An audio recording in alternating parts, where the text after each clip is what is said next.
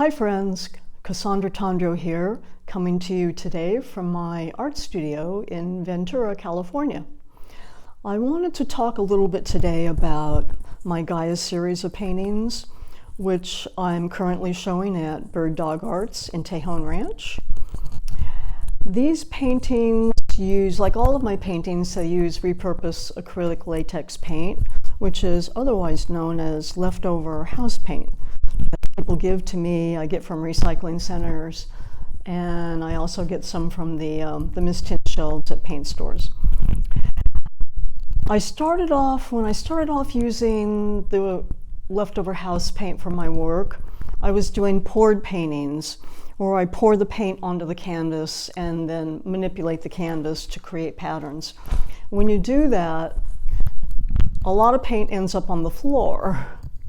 And it just seemed like such a waste to me.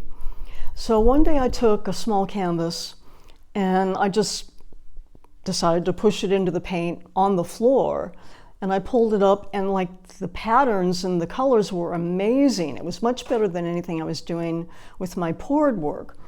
So I started doing this intentionally, where I would pour paint in a design onto the plastic on the floor, push the canvas into the paint. And that's how these Gaia paintings developed.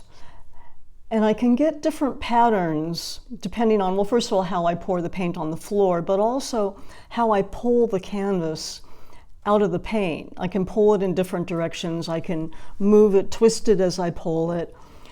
So the pulling process is really important in developing this work, and also the color combination, because the paints are going to blend, in this puddle on the floor.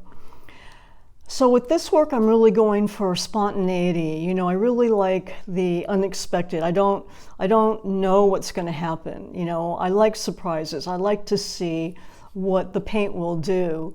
And sometimes it's delightful and sometimes it's not. It's kind of like, well, a lot of experimentation involved.